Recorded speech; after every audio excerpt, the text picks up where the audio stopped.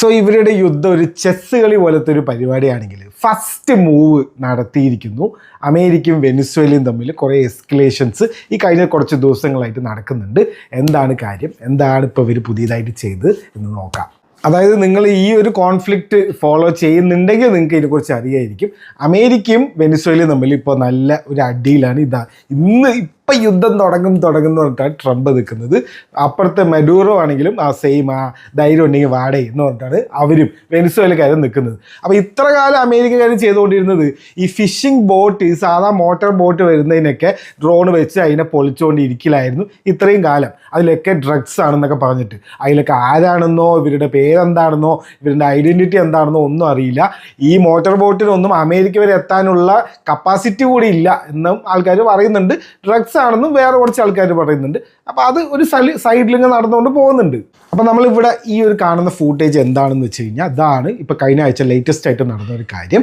Shadow ഫ്ലീറ്റുകൾ എന്ന് പറയും. അതായത് ഈ ഓയിൽ ടാങ്കേഴ്സ് ഉണ്ട്, അവരുടെ ഈ ഷാഡോ ഫ്ലീറ്റിൻ്റെ മെയിൻ പണി എന്താണെന്ന് വെച്ച് കഴിഞ്ഞാൽ ഈ അമേരിക്കക്കാർ സാങ്ഷൻസ് കൊടുത്ത ചില രാജ്യങ്ങളുണ്ട്. റഷ്യ ഉണ്ട്, ഇറാൻ ഉണ്ട്, ഇപ്പോൾ വെനിസ്വേല ഉണ്ട്. അതായത് ഇങ്ങനത്തെ രാജ്യങ്ങളിലൊന്നും ഓയിൽ ആരും വാങ്ങിക്കരുത്, വിൽക്കരുത് എന്ന് പറഞ്ഞിട്ട് അമേരിക്കക്കാർ പറഞ്ഞൊരു സംഭവമാണ് ഈ സാങ്ഷൻസ്. അപ്പോൾ ഈ സാങ്ഷൻസ് കൊടുത്ത രാജ്യങ്ങളുടെ അവരുടെ ഓയിൽ വിൽക്കണ്ടേ?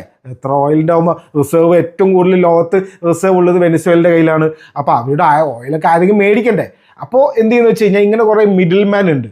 അവരെന്ത് ചെയ്യുമ്പോൾ വെച്ച് കഴിഞ്ഞാൽ ഞങ്ങൾ വന്നിട്ട് നിങ്ങളുടെ ഓയിലൊക്കെ എടുക്കാമെന്ന് പറഞ്ഞിട്ട് അങ്ങനെ വെനിസ്വേലയിൽ നിന്ന് ഓയിൽ നിറച്ച് പോകുന്ന സ്കിപ്പർ എന്ന പേരുള്ള ഒരു ഓയിൽ ടാങ്കർ സീസ് ചെയ്യുന്നത്, അതായത് പിടിച്ചെടുക്കുന്ന ഒരു വീഡിയോ ആണ് നമ്മളിവിടെ കാണുന്നത്.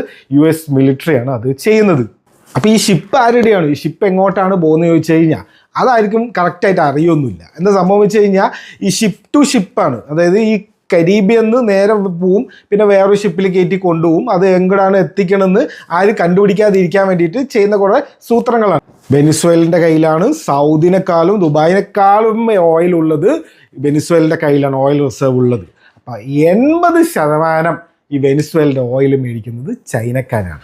അപ്പോൾ ആക്ച്വലി അമേരിക്കക്കാർ ചൈനക്കാർക്ക് ഇട്ട് കൊടുത്തൊരു പണിയാണോ ഈ ഓയിൽ ടാങ്കറിനെ പിടിച്ചെടുത്തത്, അതോ വെനിസ്വേലയ്ക്ക് ഇട്ടുള്ളൊരു പണിയാണോ? ഈ പുറമേ എല്ലാവരുടെ അടുത്തും പറയും ട്രംപും മെഡൂറോയും തമ്മിലുള്ള ഫൈറ്റാണ് ഇത്, അവർ തമ്മിലൊരു യുദ്ധമാണെന്നൊക്കെ പറയുമെങ്കിലും ആക്ച്വലി ഇത് ചൈനയ്ക്ക് ഇട്ടുള്ളൊരു പണിയാണ്. അവർക്ക് കൊണ്ടുപോകുന്ന ഓയിലിനെയാണ് ഇപ്പോൾ ട്രംപ് പിടിച്ചു വെച്ചിരിക്കുന്നത്.